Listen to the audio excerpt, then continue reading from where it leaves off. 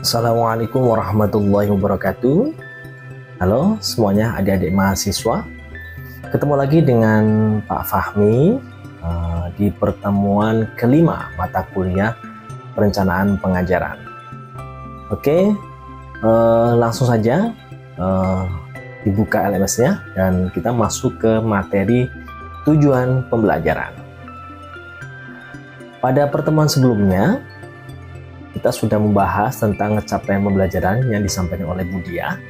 Kali ini kita akan belajar tentang tujuan pembelajaran atau kita kenal dengan TP. Nah, untuk kemampuan akhir yang diharapkan, mahasiswa diharapkan memahami konsep pembelajaran IPA di SMP pada kurikulum Merdeka, dan indikatornya mahasiswa mampu merumuskan tujuan pembelajaran mata pelajaran IPA fase D untuk SMP pada kurikulum Merdeka.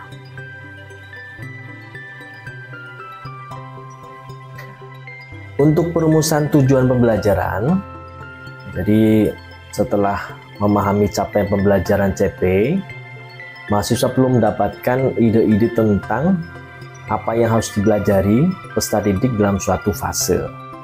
Nah, pada tahap ini mahasiswa mengidentifikasi kata-kata kunci capaian pembelajaran untuk merumuskan tujuan pembelajaran. Tujuan pembelajaran yang dikembangkan ini perlu dicapai peserta didik dalam satu atau lebih jam pelajaran, hingga akhirnya pada penghujung fase mereka dapat mencapai capaian pembelajaran. Masih ingatkah apa itu capaian pembelajaran?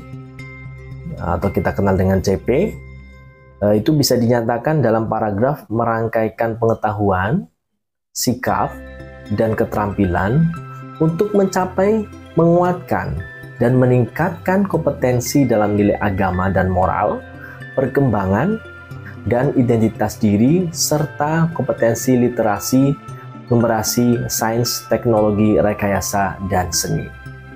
Untuk capaian pembelajaran merupakan kompetensi pembelajaran yang harus dicapai peserta didik pada setiap fase.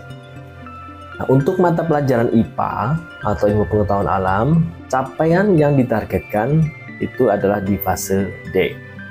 Nah, ini pastikan Anda sudah memahami capaian pembelajaran pada pertemuan keempat kemarin, ya. Kemudian untuk tujuan belajar ini Anda juga membaca-baca tentang KKO, ya, taksonomi Bloom, untuk nanti sebagai kata kerja atau kata operasional dalam penyusunan tujuan pembelajaran. Nah, sebelum saya masuk ke tujuan pembelajaran, jadi perlu diingat pada materi capaian pembelajaran itu kita bisa melihat bahwa capaian pembelajaran memiliki beberapa elemen atau kelompok kompetensi esensial yang berlaku sama untuk semua fase dan daripada pelajaran tersebut. Nah, masing-masing elemen tersebut memiliki capaian per fasenya sendiri yang saling menunjang untuk mencapai pemahaman yang dituju. Nah, untuk mata pelajaran IPA, saya singgung kembali pada pertemuan yang sebelumnya bahwa elemen utama pada pendidikan IPA itu ada dua elemen utama, yaitu pemahaman IPA, yang kedua adalah keterampilan proses atau kita kenal dengan inquiry. Nah, untuk menerapkan sains dalam kehidupan sehari-hari. Nah, elemen-elemen ini akan sangat menentukan, ya, dari capaian pembelajaran yang ada dari setiap elemen, sehingga kita dapat menentukan atau merumuskan tujuan pembelajaran. Anda bisa melihat pada keputusan Kepala Badan Standar Kurikulum dan Asesmen Pendidikan Kementerian Pendidikan, Kebudayaan, Riset, dan Teknologi nomor 033-KR-2022 tentang perubahan atas keputusan Balai Desa seterusnya kaitannya dengan capaian pembelajaran. Oke, dan ini adalah sepintas sebelum saya masuk ke bagaimana merumuskan tujuan pembelajaran. Anda perlu mengenal kata kerja operasional atau KKO, ya, edisi revisi teori Bloom, ya, itu ada ranah kognitif mulai dari C1, C2, C3, C4, C5, dan C6. Nah, Kata kerja operasional ini akan sangat membantu dan Anda akan digunakan untuk menentukan tujuan pembelajaran. Oke, saya langsung masuk ke tujuan pembelajaran. Untuk capaian pembelajaran yang sudah kita pelajari, kemudian kita bisa diturunkan menjadi tujuan pembelajaran yang lebih operasional dan konkret. Nah, tujuan pembelajaran ini adalah deskripsi pencapaian dua komponen utama. Jadi di tujuan belajar ini ada dua komponen utama, yakni kompetensi dan lingkup materi. Untuk komponen utama pembelajaran, apa itu kompetensi? Apa itu lingkup materi? Jadi untuk kompetensi itu sendiri adalah kemampuan atau keterampilan yang perlu ditunjukkan atau didemonstrasikan oleh peserta didik. Ya, adapun lingkup materi itu adalah konten dan konsep utama yang perlu dipahami pada akhir satu unit pembelajaran. Nah, jadi jelas ya. Jadi kompetensi itu lebih cenderung ke nanti kata kerja operasionalnya, KKO-nya itu nanti di kompetensinya. Jadi kemampuan atau keterampilan yang perlu ditunjukkan. Adapun lingkup materi nanti kaitannya dengan konten materi atau subbabnya, ya itu lebih gampangnya seperti itu. Nah, contoh, saya coba ini berikan contoh menentukan kompetensi dan lingkup materi, kompetensi dan lingkup materi dari suatu capaian pembelajaran. Nah, ini contoh ya. Ada capaian pembelajaran berbunyi bahwa peserta didik melakukan pengukuran terhadap aspek fisik yang mereka temui dan memanfaatkan ragam gerak dan gaya, tekanan, serta pesawat sederhana. Nah, untuk capaian pembelajaran yang pertama ini Pak Fahmi saya kasih warna ya.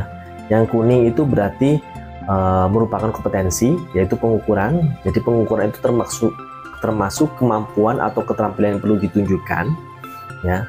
Kemudian memanfaatkan juga termasuk KKO ya, kompetensi. Nah, gerak dan gaya, tekanan serta pesawat sederhana itu masuk ke lingkup materi sehingga warnanya hijau. Nah, mungkin contoh lain bisa ditemukan bahwa dalam suatu capaian pembelajaran bisa jadi hanya satu kompetensi, atau dalam satu capaian pembelajaran bisa terdiri dari lebih dari satu kompetensi, bisa 2, 3 dan seterusnya. Contoh yang kedua, ada capaian pembelajaran di mata pelajaran IPA ya untuk fase D. Ada salah satunya ada pada elemen pendidikan IPA ya. Peserta didik memahami sifat fisika dan kimia tanah dan menganalisis hubungannya dengan organisme, perubahan iklim, serta pelestarian lingkungan. Dari sini, ternyata ada dua kompetensi dalam satu capaian, yaitu memahami dan menganalisis. Nah, berarti berbeda dengan tadi contoh yang pertama. Jadi contoh kedua ini bisa muncul satu capaian pembelajaran bisa terdiri dari beberapa kompetensi. Ya. Kalau di kurikulum K13 biasanya satu CP satu kompetensi. Nah, untuk di K13 dari satu CP bisa terdiri dari satu atau lebih kompetensi. Oke, kemudian langkah selanjutnya bagaimana sih merumuskan ya capaian pembelajaran menjadi tujuan pembelajaran. Nah, ini ada 3 alternatif nih. Ya, ada 3 cara ya. Alternatif yang pertama yaitu merumuskan tujuan pembelajaran secara langsung berdasarkan capaian pembelajarannya. Maksudnya gimana? Maksudnya nanti kita bisa melihat ada suatu capaian pembelajaran, kemudian kita langsung ambil aja dari kalimat capaian pembelajaran itu dijadikan kalimat tujuan pembelajaran. Ya tentunya ada lebih ringkas ya. Cuma di situ langsung kita bisa langsung merumuskan dari kalimat capaian pembelajaran yang ada. Ingat, capaian pembelajaran itu yang menentukan adalah pemerintah, ya. Jadi berdasarkan surat keputusan dari Kemenristek atau yang tadi saya sampaikan ya di pemerintah nomor 022 ya. Itu bahwa capaian pembelajaran sudah ditentukan tiap fasenya. Nah, tugas guru yaitu merumuskan tujuan pembelajaran. Nah, yang paling sederhana adalah alternatif 1 tadi, merumuskan tujuan pembelajaran secara langsung berdasarkan capaian pembelajaran. Nah, kemudian alternatif yang kedua, bagaimana sih merumuskan tujuan pembelajaran dari capaian pembelajaran? Yaitu dengan alternatif kedua, merumuskan tujuan pembelajaran dengan menganalisis kompetensi dan lingkup materi pada capaian pembelajaran. Nah, ini kalau di kurikulum Merdeka, kalau Anda sering ke platform Mengajar Merdeka, itu banyak contoh yang lebih mengarahkan ke alternatif yang kedua ini, sehingga guru itu akan lebih memahami mana yang kompetensi, mana yang lingkup materi. Jadi kita bikin 2 tabel dulu nih, kita kelompokkan dulu mana yang kompetensi, mana yang lingkup materi, kemudian kita dianalisis ya. Kemudian untuk yang alternatif yang ketiga, yaitu merumuskan tujuan pembelajaran dari lintas elemen capaian pembelajaran. Maksudnya apa? Maksudnya begini, nanti di suatu kondisi kita misalkan ada elemen kaitannya dengan keterampilan proses ya, ada elemen membaca, ada elemen memahami, ada elemen apa itu mengkomunikasikan hasil. Nah, itu nanti bisa dikaitkan. Jadi untuk langkah 3 ini, suatu tujuan pembelajaran bisa diambil dari gabungan 2 elemen, atau bahasanya ada lintas elemen. Jadi ada beberapa kegiatan yang memang itu bisa dikombinasikan antara 2 elemen atau lebih dari 2 elemen. Oke, untuk lebih jelasnya kita coba ya contoh satu persatu bagaimana cara merumuskan tujuan pembelajaran. Kita mulai dengan cara yang pertama, yaitu alternatif 1, merumuskan tujuan pembelajaran berdasarkan capaian pembelajaran. Ini Pak Fahmi kasih contoh nih ya, pada pembelajaran mata pelajaran IPA fase D, pada elemen pendidikan IPA saya copy ya di Word ya, kemudian saya pastekan capaian pembelajarannya, peserta didik memahami sifat fisika dan kimia tanah dan menganalisis hubungannya dengan organisme, perubahan iklim serta pelestariannya. Nah, ini kita langsung aja membuat tujuan pembelajarannya.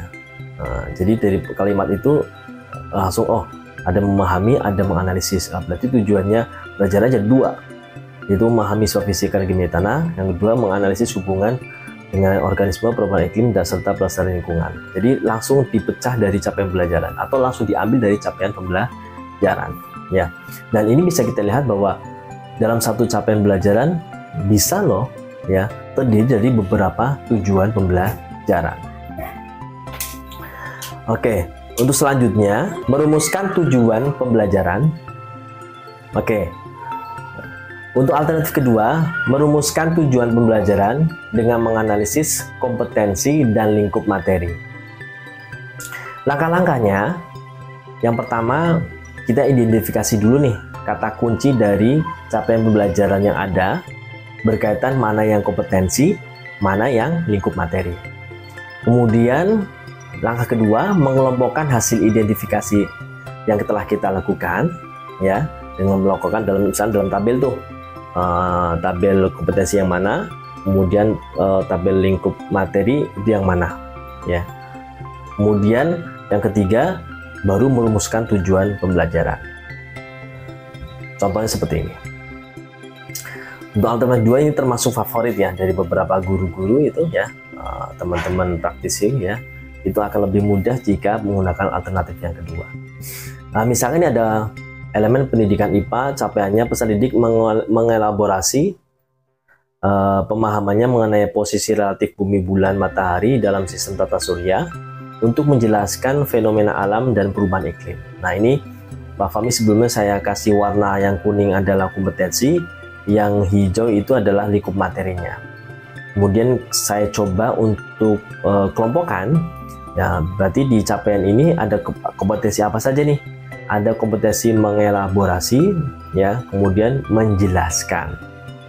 Ada lagi yang mungkin enggak, mungkin pemahamannya memahami bisa.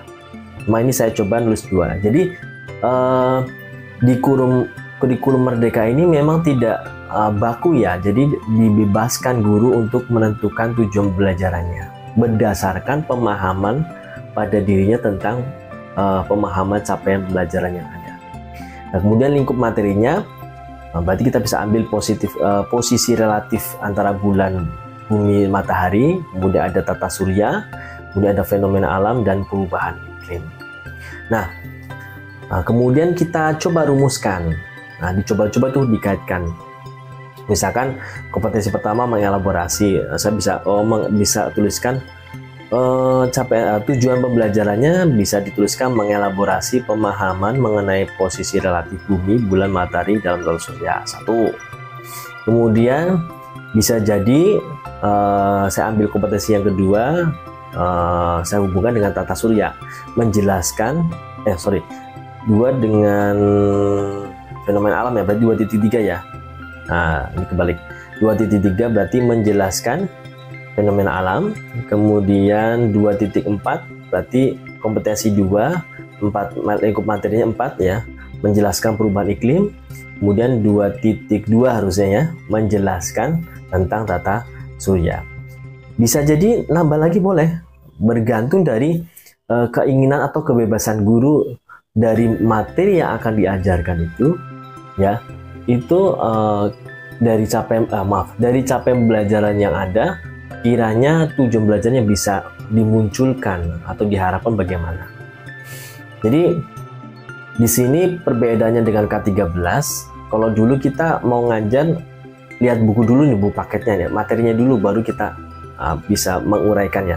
Kalau ini tidak, lihatnya dari capaian pembelajarannya dulu, baru kita menentukan tujuan belajarnya, baru nanti bisa menentukan materinya apa. Nah, itu di kurikulum Merdeka. Kemudian alternatif yang terakhir, yang ketiga, merumuskan tujuan pembelajaran lintas elemen. Nah, ini langkah-langkahnya gimana? Yang pertama, hampir mirip dengan yang langkah kedua ya. Kita coba merumuskan tujuan pembelajaran di setiap elemen. Misalkan kita pakai nanti 2 elemen ya, berarti ada elemen 1, elemen 2. Nah, elemen yang pertama kita tentukan tujuan belajarannya apa, kemungkinannya muncul. Kemudian elemen yang kedua, tujuan belajarannya apa, ya kita rumuskan dulu. Kemudian habis itu dikaitkan antara elemen yang pertama dan elemen kedua ini, kira-kira ada nggak kegiatan yang memerlukan lintas elemen ini. Jadi ada nggak kegiatan yang kira-kira bisa menggabungkan dua elemen tadi. Nah, baru kita bisa merumuskan tujuan pembelajaran yang baru yang memerlukan lintas elemen, yang berdasarkan lintas elemen. Contoh nih, saya ambil dari capaian pembelajaran mata pelajaran IPA fase D untuk elemen mengamati dan elemen mengkomunikasikan hasil. Jadi pada elemen mengamati, peserta didik mampu melakukan pengamatan terhadap fenomena dan peristiwa ya di sekitarnya dan mencatat hasil pengamatannya dengan memperhatikan karakteristik objek yang diamati. Kemudian saya coba nih, saya rumuskan tujuan pembelajaran dari satu elemen tadi, yaitu mengamati fenomena dan peristiwa dan mencatat hasil pengamatan. Terus pada elemen mengkomunikasikan hasil, peserta didik mampu mengkomunikasikan hasil penyelidikan secara sistematis dan utuh yang ditunjang dengan argumen dan bahasa yang sesuai dengan konteks pendidikan. Nah, itu saya coba tujuan belajarannya mengkomunikasikan hasil penyelidikan secara sistematis dan utuh. Sebenarnya ada bisa ditambah lagi ya. Saya cuma hanya karena ini hanya sampel. Nah, kita ambil saja 1 dan 2 dari mengamati dan mengkomunikasikan hasil. Nah, dari ini kan sudah bisa-bisa nih. Sudah ada tujuan belajarnya tiap elemen. Nah, jadi ini tujuan belajaran tiap elemen. Nah, sekarang dari 2 tadi kita mengira-ngira apa ada nggak kegiatan yang bisa mengcover keduanya. Oh, ternyata ketika dalam IPA itu inquiry, peserta didik kan mengamati tuh. Kalau mengamati habis itu dicatat ya, mencatat. Habis mencatat, nah kemudian bisa berdiskusi melalui komunikasi, bisa mempresentasikan hasil ya. Jadi untuk kegiatan presentasinya, yaitu kita bisa menentukan tujuan pembelajaran. Ya, tujuan pembelajarannya yaitu satu, memaparkan hasil pengamatan yang dilakukan berdasarkan data pengamatan. Kemudian bisa juga berdiskusi dengan peserta didik lain ya berdasarkan data pengamatan. Nah, muncul nih, ini adalah tujuan pembelajaran dari hasil lintas elemen ya, bisa 2 atau 3. Oke, jadi berbeda ya dengan yang alternatif 2 dan ketiga. Oke, baik, terima kasih untuk materi tujuan pembelajaran. Semoga dapat dipahami dan bermanfaat. Selamat mencoba. Silakan Anda kerjakan asesmen di pertemuan 5 ya. Anda mencoba menentukan tujuan pembelajaran dari capaian pembelajaran fase D mata pelajaran ilmu pengetahuan alam. Oke, selamat mencoba dan sampai jumpa pada pertemuan berikutnya. Bye bye. Assalamualaikum warahmatullahi wabarakatuh.